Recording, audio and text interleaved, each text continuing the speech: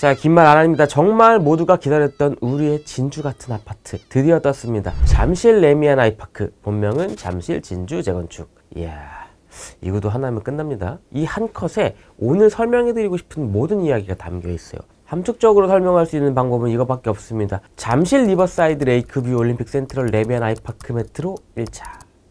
요즘 트렌드에 맞춰서 지어봤는데 괜찮나요? 자, 드론을 조금 미리 찍어둬서 그런데 오피셜한 현재 모습은 이렇습니다. 뭐야 조금 빽빽한데? 라는 생각이 드는 분들은 원형적 사고를 하셔야 돼요. 판상형 구조를 많이 넣어서 그렇잖아. 완전 럭키 비키잖아. 참고로 잠실 한복판 분양은 거의 20년 만입니다.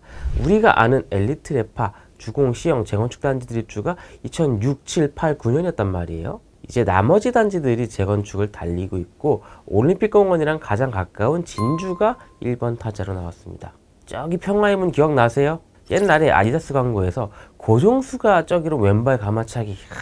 지하철역도 가까워서 28, 9호선이 다 있습니다. 잠실역, 몽촌토성역, 한성 백제역, 저기 뒤로는 속리단길 보이시죠? 예쁜 상가들도 많고요. 화면으로 느끼셨는지 모르겠지만 주변이 다 평지라는 게 잠실의 위험입니다. 그럴 수밖에 없는 게 잠실은 우리가 만들어낸 땅이죠. 한강 공유수면 매립의 거의 막바지 사업이 여기였습니다. 원래 잠실은 섬이었고 한강의 본류는 아래쪽 물줄기였어요. 하지만 아래를 막고 위로 물길을 돌려서 지금의 한강 모양이 됐습니다. 자, 본류의 흔적이 바로 여기죠. 석촌호수, 꿈과 희망의 롯데월드도 여기 있고요. 롯데월드 타워 주변에 잠실의 모든 편의시설이 다 모여 있습니다. 지식인들이 계시는 홈플러스도 있고요. 참고로 지코노미 공인 지식인의 동네는 이 정도 있습니다. 자, 주변을 좀 돌아보면 강변역 비롯해서 강북이 가깝죠. 강변북로, 올림픽대로 같은 간선도로도 끼고 있고요. 잠실 자체의 업무권역도 있지만 다른 지역으로 이동하는 교통편도 많다는 얘기입니다. 잠실 한강공원도 바로 앞인데 여기 보면 잠실대교 아래에 수중보가 있어요. 한강의 수위가 늘 일정하고 평화로운 이유가 여기 있습니다. 물론 보는 하류 쪽에 가면 또 있어요. 자, 저쪽에는 서울 아산병원도 보이네요. 뉴스위크에서 선정한 세계 최고 병원 중에 한 곳.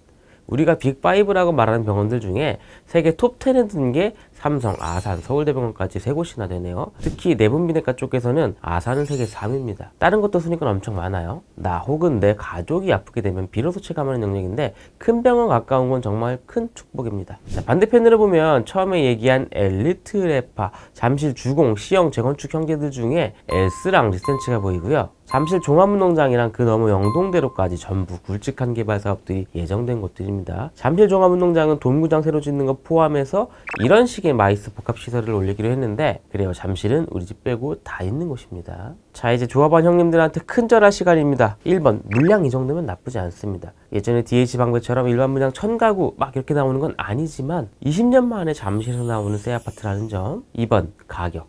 제가 싸다 비싸다 얘기하지 않겠습니다. 그냥 주변 가격 검색만 해보세요. 3번, 주택형이 많아요. 사실 이게 핵심입니다. 내 가점이 부족해도 기도메타여도 일단 경쟁이 분산됩니다.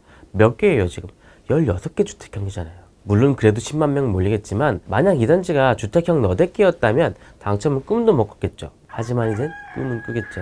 자, 근데 여기서 중요한 게 뭡니까? 송파구는 투기가열지구예요. 전용 5구까지는 가점제 40, 추천제 60입니다. 근데 74, 84는 가점제 70, 추첨제 30입니다. 만약 우리가 젊은 부부라서 가점은 딸려요. 근데 5구 같은 소형은 너무 좁다고 84만 찌른다? 원오브 대임이 확률이 높겠죠.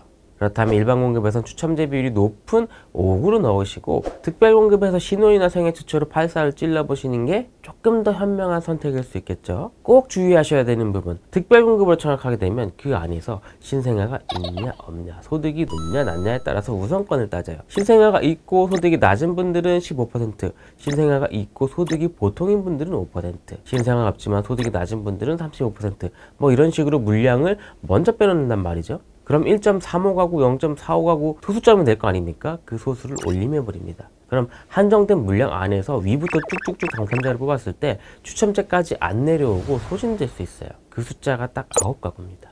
정리하면 신혼특공이 9가구를 넘지 않는 주택형은 사실상 추첨제 물량이 없는 거나 마찬가지이기 때문에 소득이 높은 분들은 꽝을 확정하고 시작하는 게임이라는 겁니다. 이해되셨나요?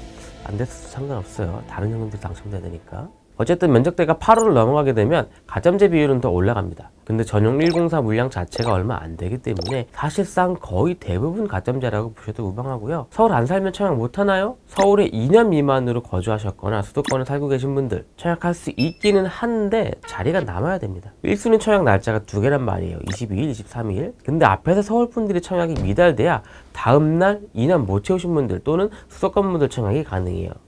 근데 미달이 될까요, 과연? 자, 올해 하반기 강남에서 청약했던 단지들 성적표입니다. 경쟁률은 모수에 따라 달라지기 때문에 중요한 거는 청약자 수를 보셔야 돼요. 가점도 구경해 보시면 최저 69점, 74점 막 이래요. 참고로 3인 가족이 확보할 수 있는 맥시멈 점수가 64점입니다. 나랑 배우자, 자녀 1명 이렇게가 최대 64점이에요. 부부가 같이 청약해도 되나요? 많이 헷갈려 하시는데 우리 지난번 영상에서 공부했잖아요. 그냥 비규제 지역이라면 특공에 너 한 번, 나 한 번, 일반에 너 한 번, 나 한 번 이렇게 부부가 4번 청약 가능하지만 주의하세요. 송파구는 투기가열지구, 일반 공급에는 세대주만 청약할 수 있습니다. 그러니까 특공에는 중복으로, 일반에는 세대주만 돼요. 총알은 4발이 아니라 3발이다. 꼭 기억해 주세요. 자, 단지 남쪽, 남동쪽 라인은 대로변 따라서 방음벽이 10m에서 13m 올라오니까 참고하시고요. 물량이 많이 나오는 43A는 복도식입니다. 우리한테는 너무 친숙한 투베이 구조죠. 벽면은 전반적으로 다 깔끔해요.